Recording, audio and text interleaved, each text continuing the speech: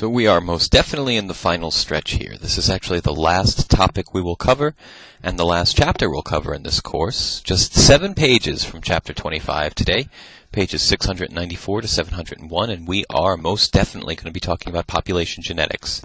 This is part 1 of this lecture, and part 2, the next population genetics lecture, will wrap up the course as far as lectures go. So we're going to start off today's lecture defining and talking about genotypic and allelic frequencies within a large population of individuals. We'll then go to the math portion of it and talk about how we calculate these frequencies mathematically.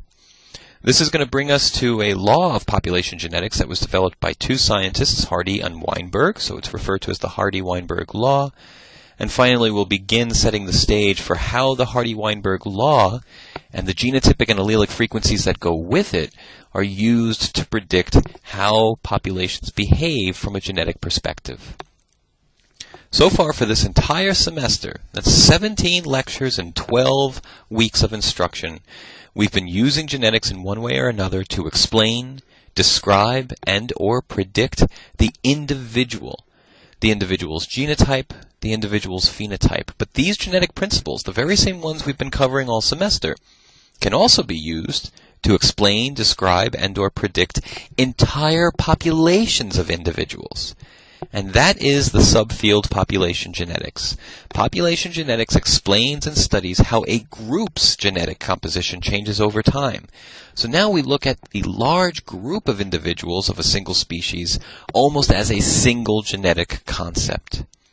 Genetic changes within a population that occur over long periods of time is the modern definition of evolution.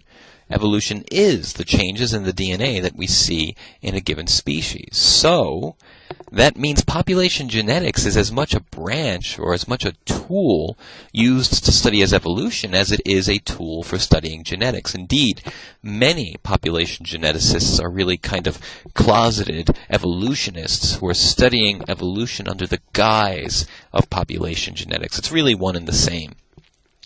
So today in this lecture, we will discuss the variation of alleles and the variation of genotypes that occur within and between large groups of individuals all belonging to a single species.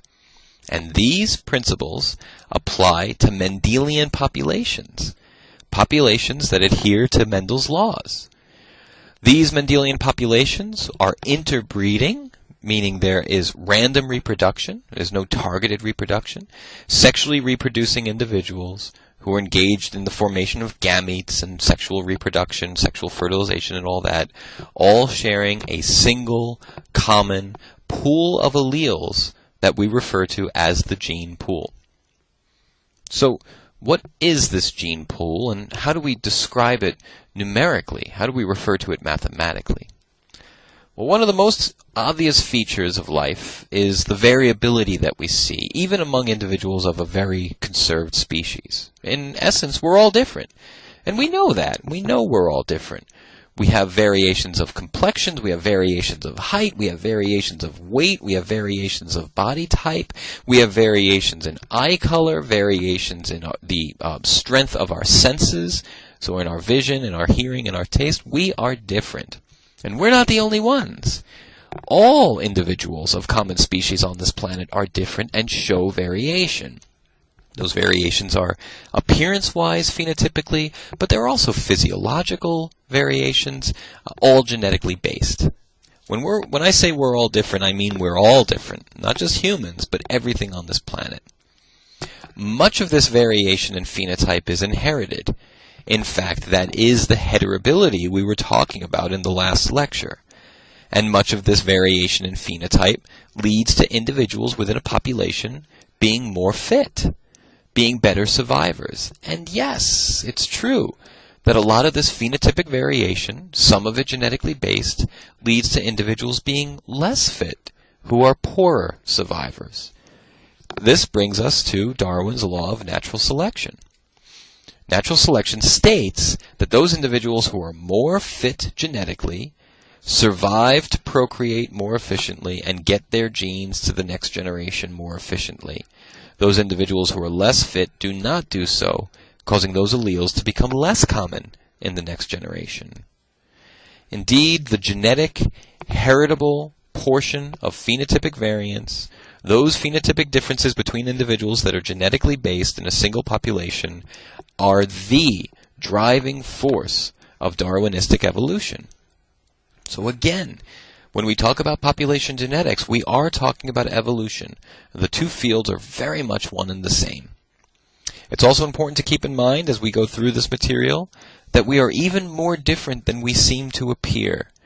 Some of our, what I think of as deeper variation, doesn't even manifest itself in terms of evolution and survival of the fittest. The simplest explanation for this is the degenerate code. We talked about the degeneracy of the genetic code. And because of that degeneracy, you might have in your gene A the codon CCU for proline, and I might have in my gene A the codon CCA for proline.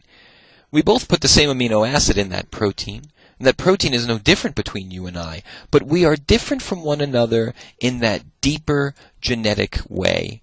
We are different from one another in that you have a U in this position, and I have an A. We make the same amino acid. We make the same protein. We have the same fitness. There is no difference in survivability between you and I. There is no evolutionary consequence. But still, we are different genetically at that deeper level that does not manifest itself phenotypically at all. The same could be said of mutations in so-called junk DNA that is not coding. If we have mutations between you and I in these non-coding, seemingly non-functional DNA regions, those two tend not to manifest.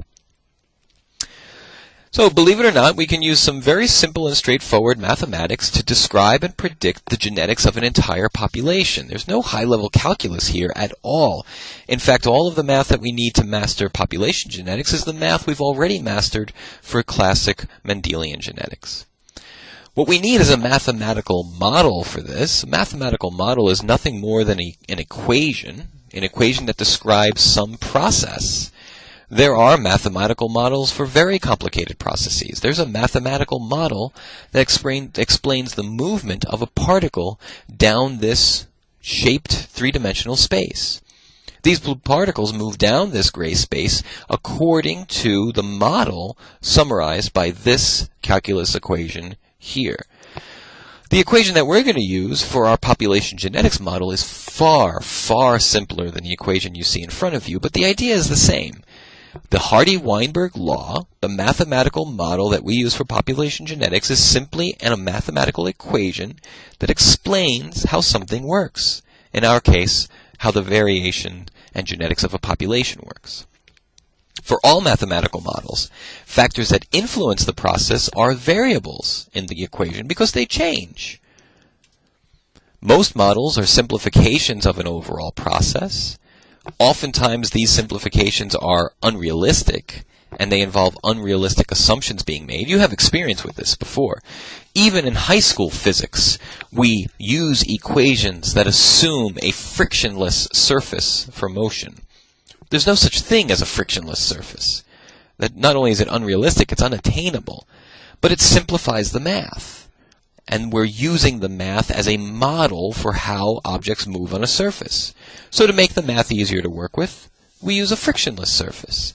And we're going to be making some simplifying assumptions with our mathematical model for population genetics as well. And you're going to see a little bit in this lecture, and certainly much more thoroughly in the next lecture, you're going to see how the assumptions we need to make are very unrealistic, but we make them to simplify the math. With those assumptions in place, these mathematical models usually accurately and mathematically predict the behavior of the process, whether it's a blue particle falling down a gray chute, or it's the genetics and variation in a population. The math explains the behavior. And what did we just say? The math will allow us to accurately predict. That is a geneticist's favorite phrase. Because again, in genetics, we are in the prediction business. That's what geneticists do. They accurately predict genetics. So, before we can use population genetics, we have to get it mathematical. We have to convert what we're talking to into math so that we can put it into our equation. We have to place a mathematical, numerical value on our alleles and on our genotypes. And let me just put to rest any of your fears you might have, because the only math we're going to be doing right now is counting math. All we need to do to put a numerical value to our alleles and our genotypes is to count them. So let's talk about how we calculate these frequencies, and you're going to be blown away with just how simple these ideas are. So a frequency is a percentage. That's the first thing we have to get straight. There's no more to it than that.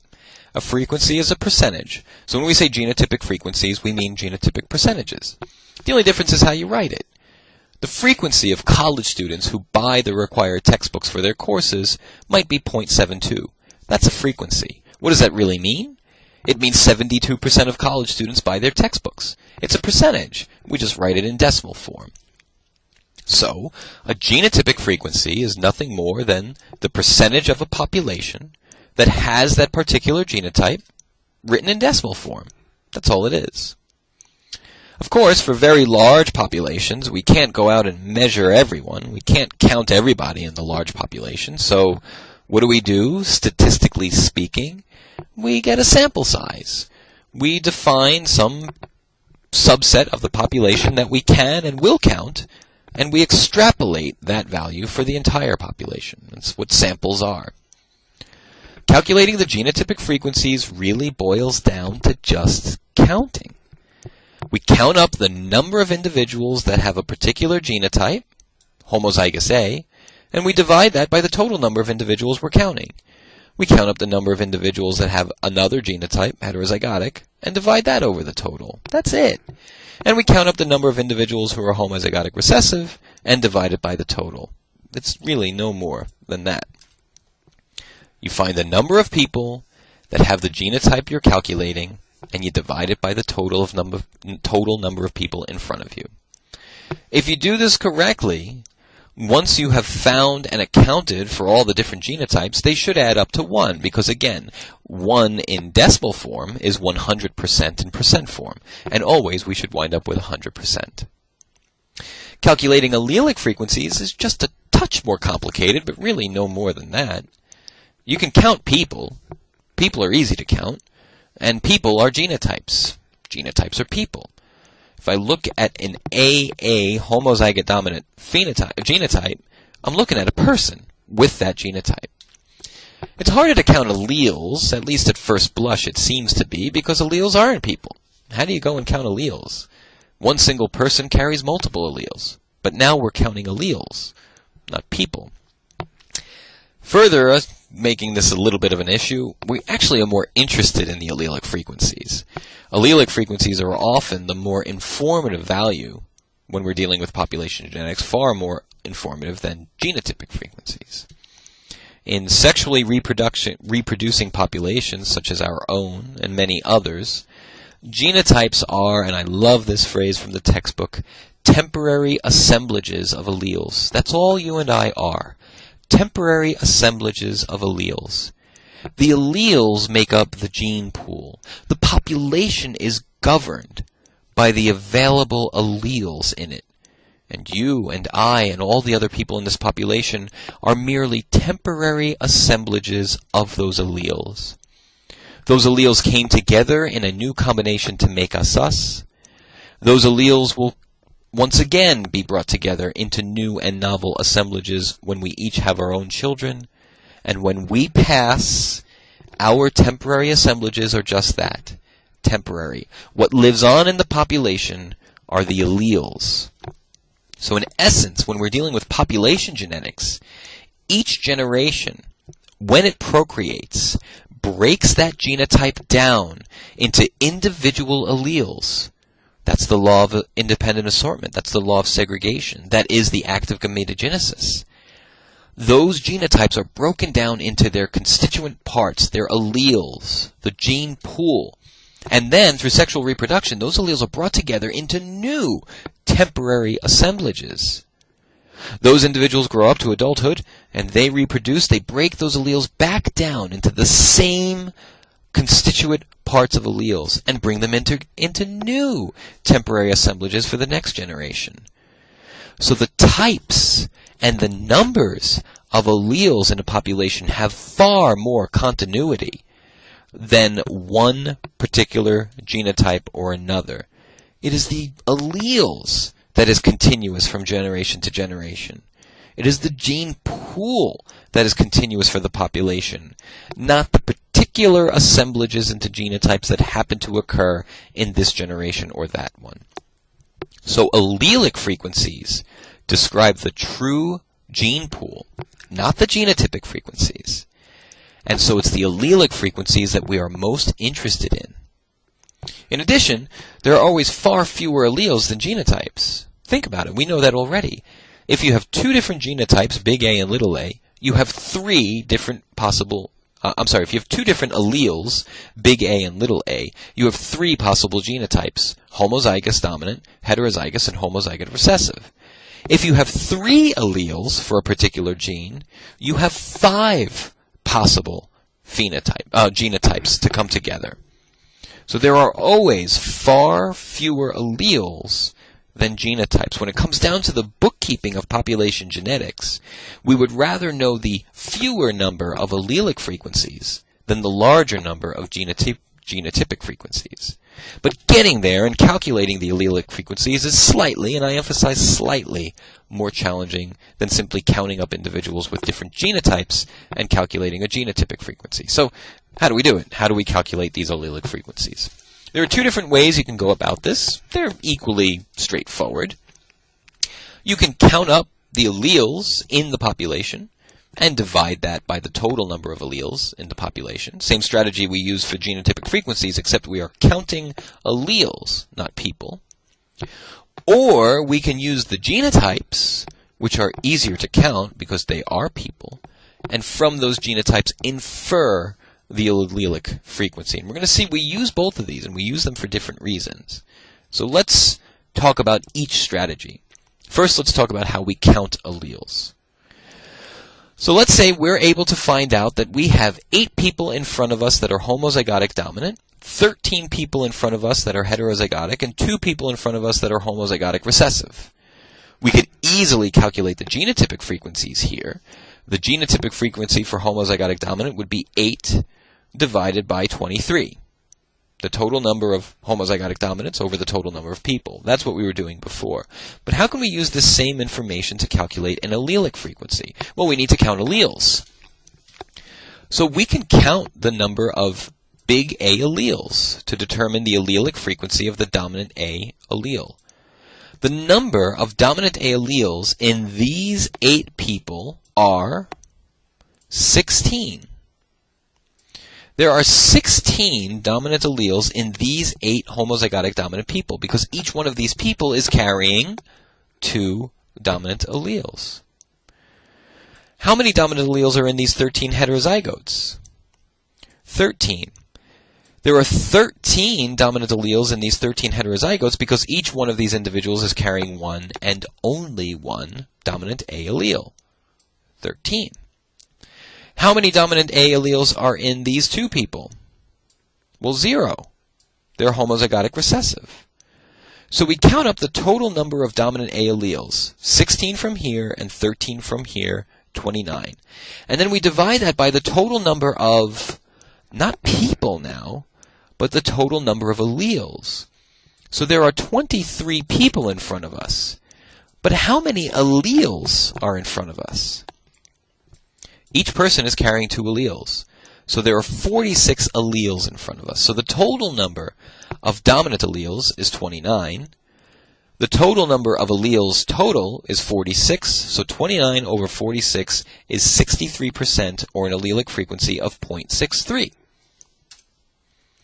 For the same case, we can also calculate the allelic frequency for the recessive A allele. How many recessive alleles are here? 13. How many recessive alleles are here? 4, because each person is carrying 2. How many recessive alleles are here? 0. And how many total alleles are we looking at? 46. So 17 divided by 46 is 0.36. Are there any more alleles in this population? There are not. This is a 2-allele system. If there are no more alleles in this population, then the allelic frequency for one allele plus the allelic frequency for the other allele should equal 100% of all the alleles which would be a frequency value of 1. And 0.63 plus 0.37 is indeed 1. So we've accounted for all the alleles. You always use the same strategy for doing the allelic frequencies. 2 times the number of people that are homozygotic for your allele, because each one of them is carrying 2, plus the actual number of people who are heterozygotic, because each of them is carrying 1, divided by 2 times the total number of all the individuals you're dealing with, because every one of those individuals is carrying 2 alleles. That will always accurately give you the allelic frequency for the allele you're measuring. And you can always check yourself, check your math, because the sum of all the allelic frequencies, when calculated correctly, should always equal 1 or 100%. And that's it. So, here's a problem. Back to human blood type. This was our example for codominance before, but now we can use it as an example for genotypic and allelic frequencies. The human MN blood type antigens are determined by 2 codominant alleles. We knew that, M and N. The MN blood types and corresponding genotypes of 398 Finnish people from someplace in Finland are counted here. 182 people have M blood type, 172 people are MN, and 44 people are of N blood type. And the question is asking you to calculate the genotypic and allelic frequencies for this gene, for this population. And you can do it. I just showed you how. So pause the lecture, get out a piece of scrap paper, and try your hand at it. See what you get. So for those of you that now have the problem solved, good for you. For those of you who didn't pause it, I meant it. Pause the lecture and give it a try. And now navigate to this website and watch me break this problem down for you, slowly and informatively, for both the genotypic and allelic frequencies, and see if what I come up with matches what you come up with. In the end, to do the genotypic frequencies, you simply have to find the genotype you're interested in, homozygote for M. Take the number of those people, 182, and divide it by the total number of people in the population, and you'll get your genotypic frequency. Same for the heterozygote, same for the homozygote N. That's the easy one. Allelic-wise, you need to count up individual alleles. So the number of alleles in these 182 people that are M alleles is twice that value, or 364. Because each one of these people is carrying 2 M alleles. The number of M alleles that are in the heterozygotes is 172, because each one of these people is carrying just 1. You add that up, put it over the total number of alleles, which is twice the total number of people, and you're going to get your allelic frequency for N. You do the same for N, and the 2 numbers added together, M and N allelic frequencies, should equal 100%, and they do. Now, what happens if we have a multi-allele system and you have more than 2 alleles for your gene? Don't worry about that. Use the same exact principles. Nothing changes. First, determine your different genotypes. We can use blood type as an example. Blood type is a 3-allele system. There's A allele, B allele, and O allele. So first determine all of your different genotypes. These are all of the different possible genotypes for blood.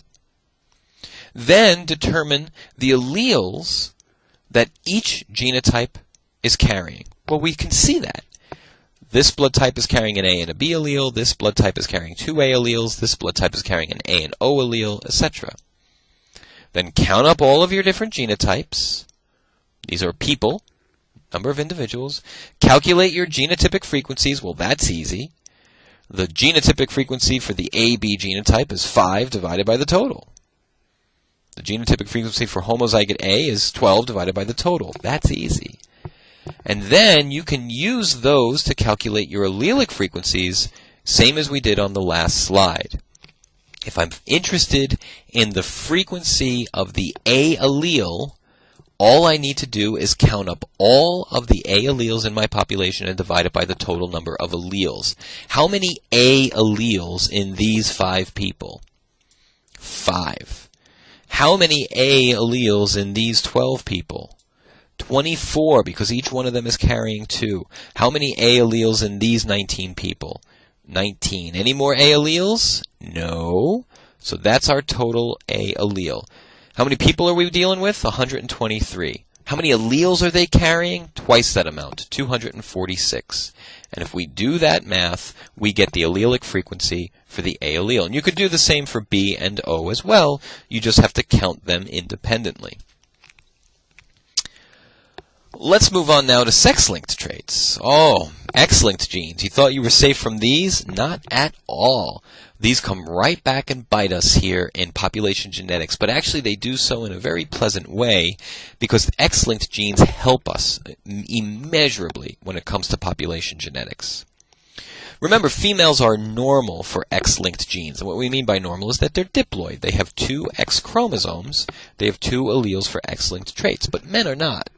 Men are haploid for these because they only have 1 X chromosome. So for men, the genotypic frequency of an X-linked gene is the allelic frequency. Do you understand why? Think about that for a second. For men, the genotypic frequency of an X-linked gene is the same as the allelic frequency. Imagine this scenario. For women, for an X-linked trait, there are 2 alleles, a dominant A allele and a recessive A allele. So you have 3 possible genotypes in women: homozygotic dominant, heterozygotic, and homozygotic recessive. And here we have some hypothetical number of individuals with each.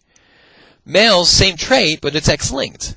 So for males, there's males with the dominant allele, they show the dominant trait. There's males with the recessive allele, they show the recessive trait. 27 males. The frequency of the A allele in this entire population, male and female, can be calculated as 24 plus 27 plus 14 over 123. Ooh, where did that come from? Well, we counted up all the dominant A alleles. 24 dominant A alleles from here, because each one of these women had 2. 27 dominant A alleles from here, because each of these women only had 1. And 14 dominant A alleles from here, because each of these males only had 1 as well. That's how we counted the top. How did we get the 123? Each of these women were carrying 2 alleles on the X chromosome. So 48 women, 96 alleles. Each one of these men, however, was carrying only 1 allele on these X chromosomes because they only have 1. So they only have 27 total alleles to contribute. And 96 plus 27 is, of course, 123. We're calculating alleles. We do that, and we get a 0.53 frequency for the dominant A allele in this entire population. And that's the accurate measure. But let's cheat, because we can. Males and females are genetically the same, we just differ in how many X chromosomes we have. So we can guesstimate quite accurately the frequency of the A allele by just looking at the male percentage of the population. And there it's easy. How many dominant A alleles in these men? 14. How many dominant A alleles in these men? 0. How many total alleles are there in this population of men? 27. And so by simply taking the number of men that are dominant and dividing it by the total number of men, we get, and I'm rounding up, about 0.52. Damn close to the calculated value of 0.53. Because genetically, men and women are dipping into the same gene pool. It's just that for men, the genotypic frequency of the X-linked trait is the allelic frequency. The men that show the dominant trait are reflecting their dominant alleles, and so we can use it as a substitution. The frequency of the recessive A allele, accurately counted, is 27 from here, plus 18 total recessive alleles from here, plus 13 from here, divided by a total of 123, gives us 0.47. But we can guesstimate and say 13 men have the recessive allele, divided by 27 men total, and we get, roughly rounding up, 0.48. Again, really, really close because it's a very good estimation. So for X-linked traits, we can use this kind of I hate to say cheating, because it's not cheating, but we can use men to accurately guesstimate our allelic frequencies without having to go through the hassle of accounting for and counting each one in the population. Don't memorize. If you understand what we're doing here, if you understand these concepts, you will never go wrong with these types of problems on any exam, final exam, unit exam, or otherwise. But if you try to memorize this stuff, you're going to really put yourself in a heap of trouble because you can't really memorize this. You have to understand these concepts to be successful with this material. But I have no doubt that you will, by the end of the week, master these concepts. So we're already ready for it. We are primed and ready for the Hardy-Weinberg law. We know how to calculate genotypic frequencies. We know how to calculate allelic frequencies. We know what those values mean. And now we can apply them to the Hardy-Weinberg law, our mathematical model to explain the genetic behavior of populations. The main goal of population genetics as an entire subfield is to understand, and more importantly, to be able to predict the processes that shape and change the gene pool that affect the frequencies of alleles.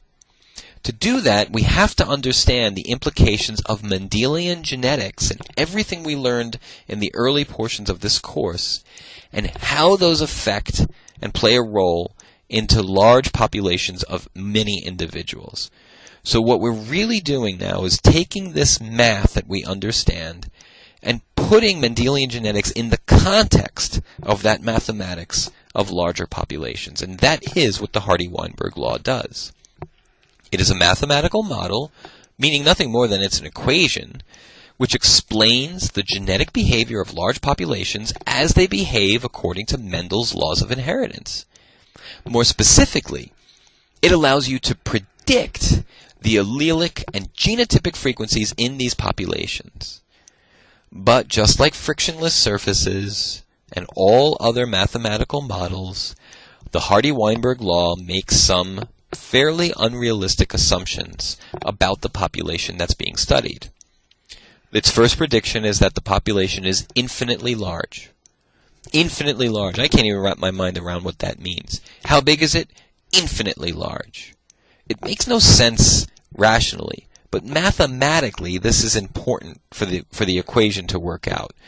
So how do we achieve an infinitely large population? The truth is we can't.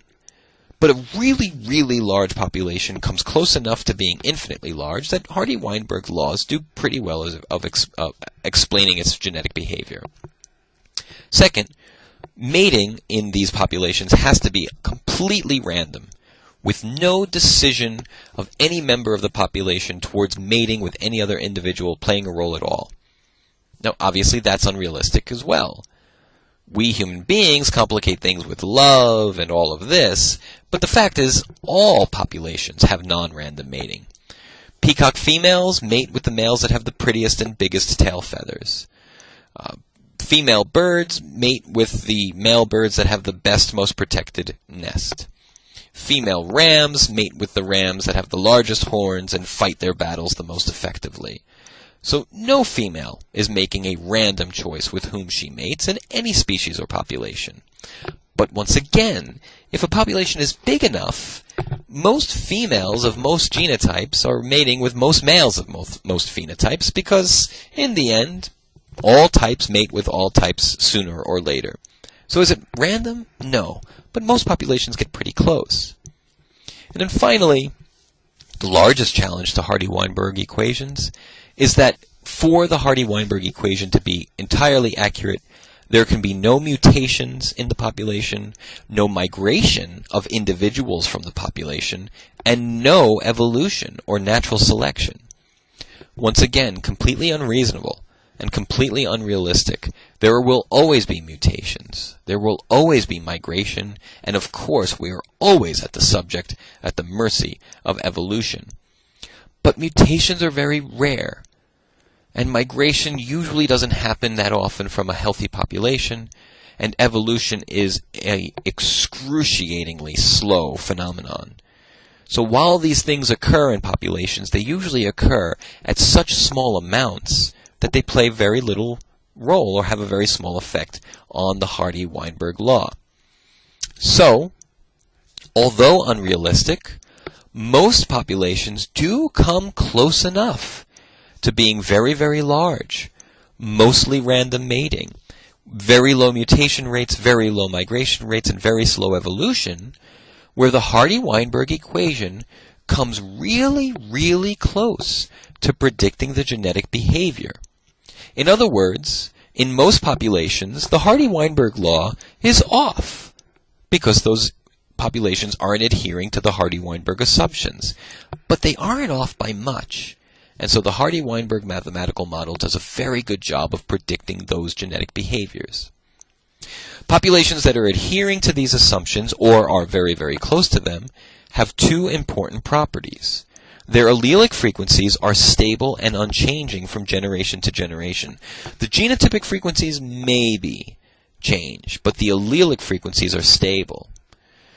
And once in Hardy-Weinberg equilibrium, the genotypic frequencies are also stable from one generation to another after mating, and the genotypic frequencies can be predicted from the allelic frequencies alone. That is the power of the Hardy-Weinberg law. Genotypic frequencies can be predicted from the allelic frequencies, and we'll see what that means in just a second. In other words, for a population to be in Hardy-Weinberg equilibrium, mating alone does not change either the allelic or genotypic frequencies. The big picture point in all this is that these Hardy-Weinberg populations are predictable, they are genetically stable, and the allelic and genotypic frequencies are closely and mathematically related.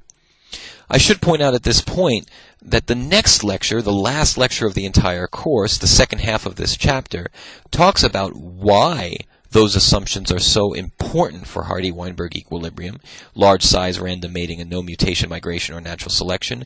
And what we're going to do through examples is see how each of those assumptions, when broken, ruins the mathematics of Hardy-Weinberg. So what happens with very small populations? What happens with non-random mating? And what happens when there is mutation, migration, and natural selection? So we're going to talk about when the Hardy-Weinberg assumptions are broken and the effects that have on Hardy-Weinberg equations in the next lecture. So all this lecture is when we adhere to those assumptions. So let's do it. Let's apply the Hardy-Weinberg law. Let's see how we can get genotypic frequencies predicted from allelic frequencies alone. Like all things in genetics, it all comes back to probabilities. An allelic frequency, at its essence, is nothing more than the probability of getting that particular allele in a mating event. Now, this is true only for populations that are in Hardy-Weinberg equilibrium, that are adhering closely to those three assumptions. But as long as we are adhering to those assumptions, as long as we're in Hardy-Weinberg equilibrium, the allelic frequency is nothing more than the probability of getting that allele in a mating event. Let's call that frequency, or that probability, for the dominant allele A, P. Now, if that's all the case, we're using the value, or the term P, to represent the probability of getting the dominant A allele in a mating event. What's the probability of a mating event producing a homozygotic dominant individual? You know this. You can figure this out. It's all as though we're reaching into a bag of marbles. So let's take a step back. Let's take a deep breath and think about this another way. The dominant A allele is a blue marble. The recessive A allele is a red marble. The gene pool for the population is the entire bag of blue and red marbles. So far, so good. A mating event is closing your eyes, reaching into the bag, and pulling two marbles out. If both those marbles are blue, you've made a homozygotic dominant individual. If both those marbles are red, you've made a homozygotic recessive individual. And if one marble is blue and one is red, you have a heterozygote. The probability of reaching in to this bag of marbles and pulling out one blue dominant A allele is that allelic frequency, and we are representing that value as P for now. I'm asking you, how would you represent the value or probability of closing your eyes, reaching into that bag of marbles, and getting yourself a homozygotic dominant individual? Well, what we're really saying then is, what's the probability I close my eyes, reach into the bag, and get one blue marble? Well, if we're using P as our marker or our placeholder for that probability of getting one blue marble, the probability of reaching in and pulling out that first blue marble is P. The probability of reaching in with our eyes closed and getting that second blue marble is P again. And really what we're asking is, what is the probability of reaching in and getting one blue marble, dominant A, and, it's been a long time since we've done that, and reaching in with your eyes closed and getting the other blue marble, the other dominant A. That's going to be P times P. That's the product rule. So P times P is the same thing as P squared. So P squared, where the value for P is the allelic frequency for the dominant A allele, P squared is the probability of getting a homozygotic dominant individual. Well, the probability of getting a homozygotic dominant individual is the same exact thing as saying the genotypic frequency for the homozygotic dominant genotype. Let's do it again. Let's call the allelic frequency for recessive A, in this case the red marbles, Q. What is the probability of reaching into that bag of marbles and getting a recessive A allele? Q. What's the probability of reaching in to that bag of marbles and getting a homozygotic recessive individual? Well, you got to reach in once, get a red marble, Q. Got to reach in another time, get a red marble, Q. And we're talking about the probability of getting a recessive A allele and a recessive A allele. That's Q times Q, or Q squared. Getting pretty easy now. The only genotype we haven't sorted out is the genotype for the heterozygotes. What is the genotypic frequency for getting the heterozygotic genotype? Well, it's the frequency or probability of reaching into that bag of marbles and getting a blue marble, that's P, and reaching in and getting a red marble, a recessive A allele, that's Q. So P times Q is the genotypic frequency for being heterozygotic. That's P times Q. But wait a minute. With this cross, there are actually two ways to get the heterozygote. We've accounted for dad giving the dominant allele and mom giving the recessive. But what if mom gives the dominant allele and dad gives the recessive? There's two ways to get the heterozygote, and so we've got to multiply this by 2. And since there are two different ways to get this particular genotype, and only this particular genotype, there's only one way to be homozygotic dominant, there's only one way to be homozygotic recessive. Two ways to be heterozygote, so therefore the genotypic frequency written in Hardy-Weinberg math for being heterozygotic is 2 times P times Q, accounting for those two independent ways to achieve a heterozygotic genotype. Only if a population is truly in Hardy-Weinberg equilibrium, adhering to those three assumptions of infinite size, no migration, mutation, or evolution, and random mating, only if a population is truly in Hardy-Weinberg equilibrium, can you calculate the true genotypic frequency using these equations. Only then.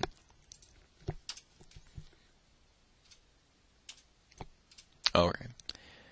If the predicted genotypes that you calculate don't match the observed values, that is the test telling you that the population is not in Hardy-Weinberg equilibrium. So that is how we test Hardy-Weinberg equilibrium.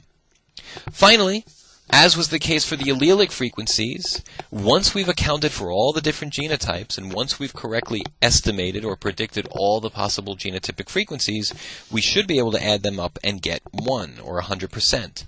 That means that p squared plus 2pq plus q squared, in other words, all of the homozygotic dominants plus all of the heterozygotes plus all of the homozygote recessives should equal 1, or 100%.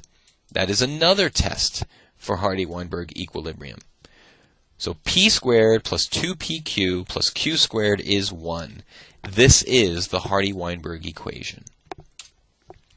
This means, since it is a two-variable double-squared equation, this means that the quadratic formula, yes, the quadratic formula can be used to solve these types of problems. I will not go to that level of calculations in this course. Some college courses in genetics do, some college courses in genetics don't. I have opted not to invoke the quadratic formula in this course, but know that these are quadratic formula equations. Population geneticists use the quadratic formula all the time, and I bring it up here, one, so you're aware of it, but two, because the quadratic formula is always that classic formula from high school math where people are always saying, when would I ever use this in my field or in my life or in my job?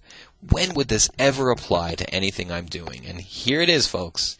Here it is. The quadratic formula plays a major role in population genetics. But that's all we'll say about that. So here's another practice problem.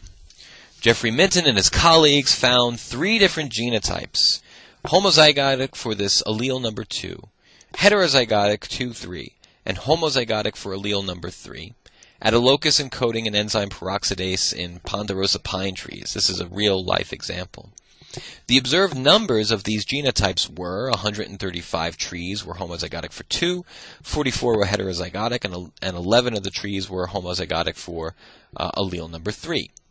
Are the ponderosa pine trees in Glacier Lake in Hardy-Weinberg equilibrium at the peroxidase locus? That's your question. And that's the only question you're going to get on this. And you need to know exactly what you should do in order to answer that question. So pause this lecture, take out a piece of scrap paper, do your best, and see if you can correctly answer this question. Now, it's a mathematical answer with a lot of work needing to be shown, but the end result of your work is going to be yes or no. Are these trees in Hardy-Weinberg equilibrium? Yes or no? So, to give you some guidance, if you've been struggling, calculate the true genotypic frequencies, the observed genotypic frequencies, using the genotypes that are in front of you, following the strategy we went over earlier in the lecture for calculating genotypic frequencies. That's going to give you the observed true genotypic frequencies.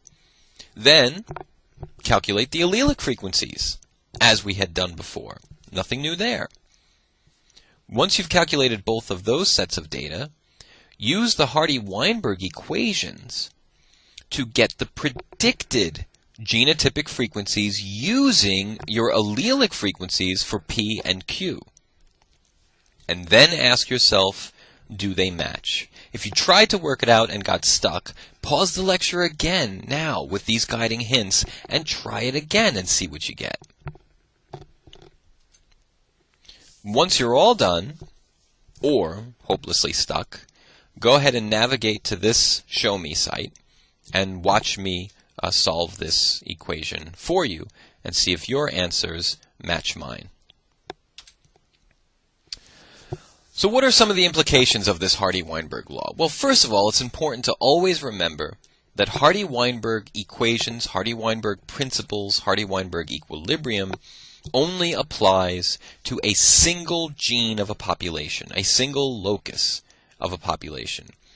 It's possible, in fact, it's very, very common for one gene in a particular population to be in equilibrium, where the allelic frequencies correctly predict the genotypic frequencies, while another gene, oftentimes on the very same chromosome, is not in equilibrium, and so the observed genotypic frequencies do not match the predicted genotypic frequencies using the Hardy-Weinberg law. In fact, these principles of Hardy-Weinberg equations make up the entire backbone of the entire forensic DNA field. There's no exaggeration there. All of forensic DNA technology and all of forensic DNA applications relies almost solely on these principles of Hardy-Weinberg. Just ask Dr. Haddad if you don't believe me. If a particular sequence, a region of the human genome, is not mathematically demonstratable to be in Hardy-Weinberg equilibrium, it cannot by law be used as a DNA fingerprint in a court of law. All DNA fingerprint sequences, all of the DNA sequences that are used for generating so-called DNA fingerprints must be shown to be in Hardy-Weinberg equilibrium because they have to be stable from generation to generation, and they have to be predictable mathematically.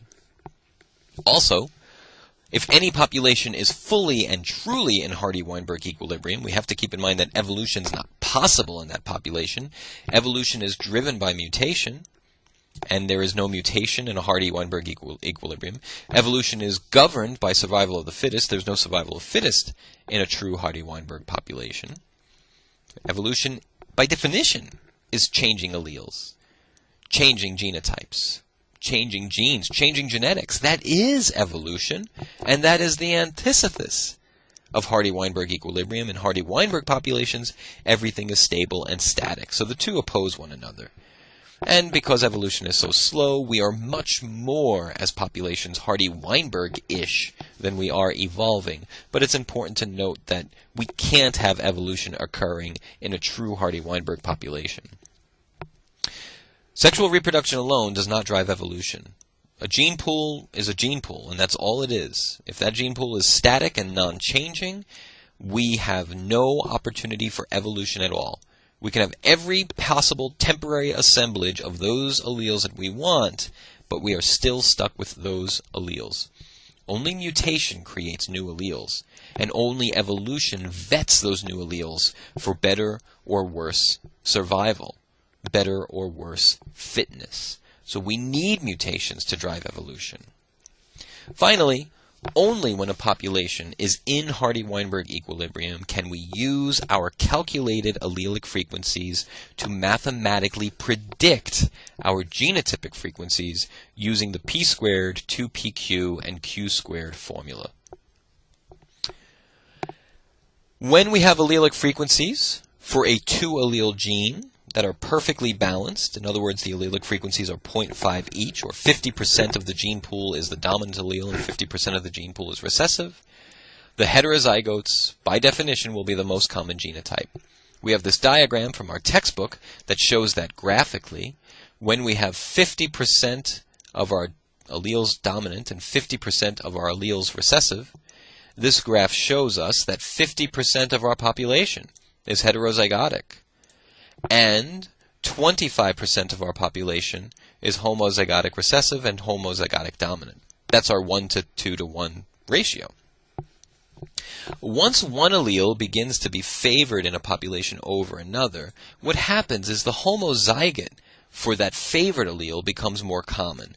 So let's say that the dominant allele in this case is favored.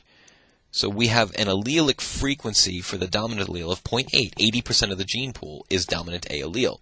And then that means that by mathematical definition, 20% of the gene pool is recessive A allele. What happens then? Well, let's see. Let's follow it up. If that's the case, actually less than 10% of the population is homozygotic recessive because so few of those alleles are recessive alleles. At this case, it looks like about 35% of the population is heterozygotic. And the remaining portion of the population, over 60%, is homozygotic dominant. Quite a difference from what we saw with the 50-50 split here. When an allele is rare, and that is to say when an allele is very rare, most of the organisms carrying that allele will be heterozygotic. The rarest case, 10%, well, let's go the other way just to make it different enough. 10% of the population is made up of the dominant A allele. 90% of the gene pool is made up of the recessive allele. If that's the case, 1% of the population is homozygotic dominant. A whole 22% of the population, on average, is heterozygotic. And up here, we're close to 80% of the population is homozygotic recessive. So because the dominant allele makes up a relatively small percentage of the gene pool, most of that allele is present in the heterozygotic form and not in the homozygotic.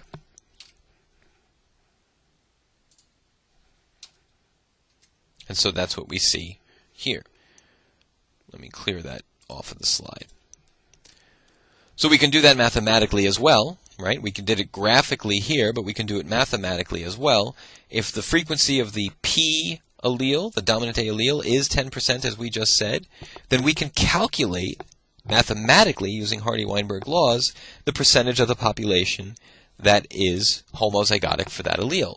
That's going to be P squared, or 0.1 times 0.1, which is 0.01, or in percent form, 1%. We can calculate the percentage of the population that has that allele in heterozygotic form. That's going to be 2PQ, or 2 times 0.1 times 0.9, the allelic frequency for the recessive A allele. And that's going to give us 18%, far greater than the 1% being homozygotic. And then finally, the remaining portion of the population is made up of homozygotic recessive, and bringing us to a total of 100%. These laws and these principles that we're discussing now only apply to populations that are in Hardy-Weinberg equilibrium. But they are not only for genes that have two alleles. As long as the population is in equilibrium for that gene, the gene can have as many alleles as it needs to. The concepts and equations that we're discussing hold true for genes with multiple alleles. It just gets a whole lot more complicated. If we have 3 alleles, we would call them, by population genetic standards, P, Q, and R. And then the probability, or the Hardy-Weinberg prediction for being homozygotic for the one allele is P squared. Heterozygotic 1, 2, 2PQ. Homozygotic Q squared, homozygotic for the allele 2, Q squared. Heterozygotic 1, 3, well, 2, because it's a heterozygote, times P for the one allele, times R for the 3 allele. Heterozygotic 2, 3, 2QR. Homozygotic for allele 3, R squared. Same ideas, same principles, just applied to 3 alleles. We're not going to do any problems like this. We'll stick with 2 allele problems, but I just want you to know that the math doesn't change. Also, let's go back to the ease that X-linked traits gave us, that cheating factor. For X-linked genes, the frequencies of males showing the dominant trait is the dominant A allele frequency. So for X-linked traits, the frequency of males that show the dominant trait is P. It is the value for P. For females, the number of females that are homozygotic dominant for a trait is P squared. The number of females that are heterozygotic for a trait is 2PQ, because females are diploid at those genes. But for males, the number of males showing the trait for allele 1 is P. The frequency of males showing the trait 2 is Q. There's no further mathematics needed. Let's use color blindness as our example. The allelic frequency for the colorblind allele is about 0.1. In other words, if you close your eyes and you reach into the bag of marbles that is the color blindness gene, you have a 10% chance of pulling out the colorblind allele and a 90% chance of pulling out the wild-type allele. So a man reaches into that bag. What is the chance that that man is going to be colorblind? The chance that the man is going to be colorblind is 10%, because he only gets to reach into the bag once. He closes his eyes. He reaches in. He has a 10% chance of pulling out the colorblind allele, and so 10% of the time he's colorblind, because he only gets to pick once. A woman, on the other hand, gets to pick from the bag twice. To be colorblind, the woman must pick 2 recessive alleles out of that bag. So she reaches in and pulls out 1 recessive allele. She had a 10% chance of that. But to be colorblind, she has to reach in and then pull out another recessive allele. There's a 10% chance of that happening. And what is the probability that she reaches in twice and gets the recessive allele both times? 0.1 times 0.1, which is 1%. So only 1% of females are colorblind because they get 2 picks. 10% of males are colorblind. The frequency of males showing the trait is the allelic frequency for that trait. because men only pick from the bag once. However, for women, the frequency of women showing that recessive trait is p squared, because the woman is diploid at that gene. Our last point regarding all of this Hardy-Weinberg stuff is that its test is also its power. When populations are in Hardy-Weinberg equilibrium, allelic frequencies allow you to predict genotypic frequencies. That's the test we use to ascertain whether or not populations are in Hardy-Weinberg equilibrium. The pine tree problem that I gave you earlier in this lecture asked you to evaluate whether or not that population of trees was in Hardy-Weinberg equilibrium, and the way that you evaluated that was by predicting the genotypic frequencies and comparing them to the observed. That's the Hardy-Weinberg test. But that very property is also the Hardy-Weinberg's strength. Sometimes we don't know how much of a population is heterozygotic and how much is homozygotic dominant. If that trait is adhering to Mendel's rules, the phenotypic difference between being homozygotic dominant and heterozygotic is no difference at all. These two individuals look exactly the same, phenotypically.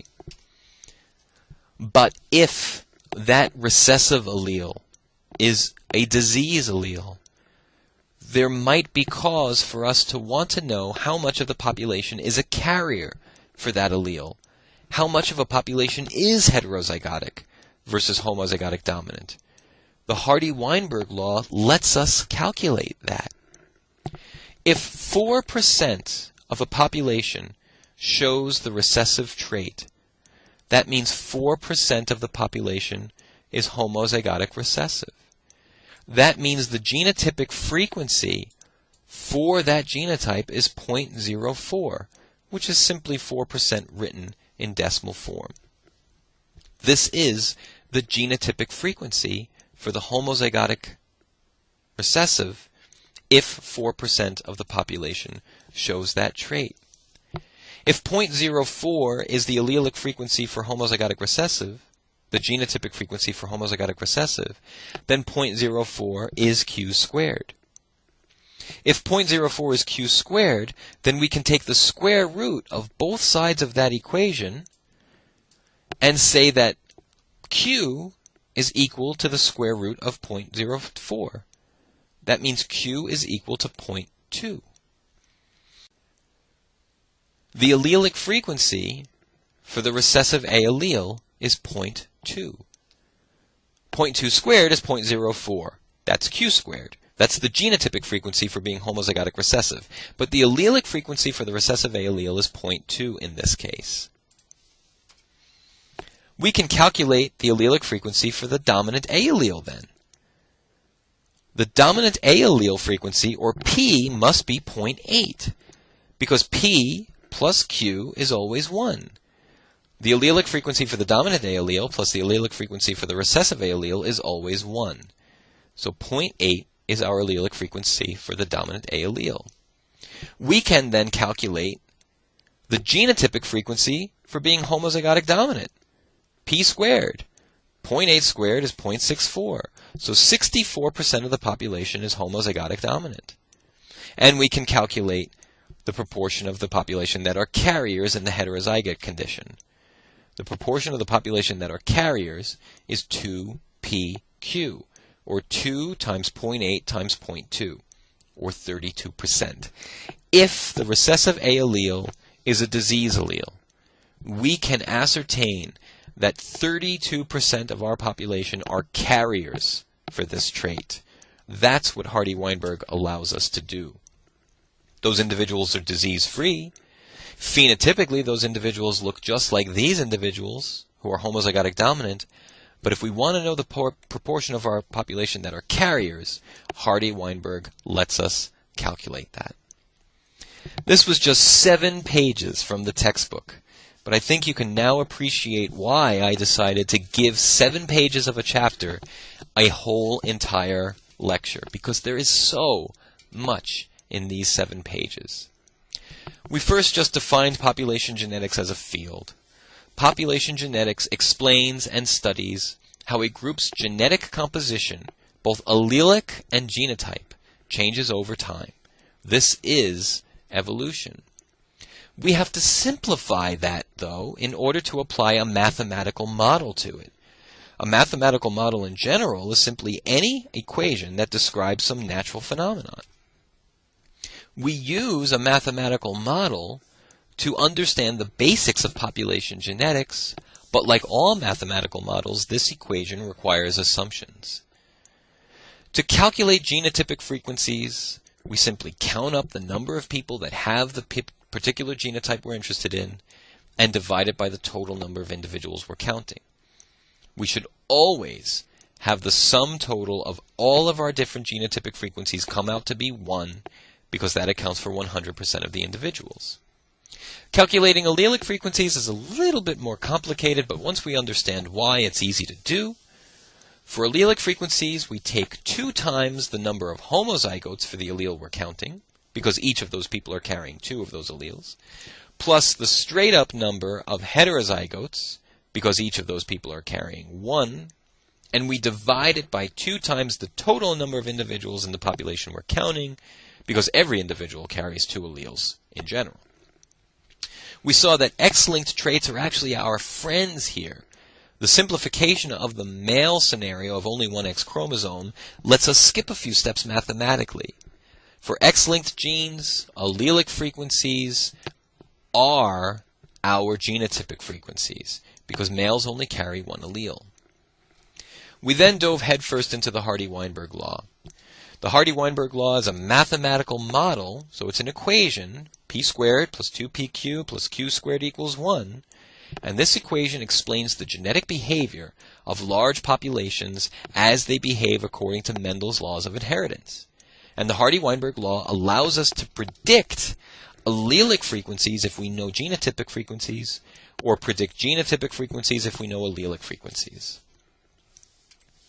When a population is in Hardy-Weinberg equilibrium, meaning it is infinitely large, or at least very, very, very large, meaning there is nothing but random mating occurring, or at least very, very close to random mating, and meaning there is no migration, mutation, or natural selection, or very low levels of each, when that population meets those requirements, we can use the Hardy-Weinberg equation to predict genotypic frequencies from allelic frequencies or vice versa.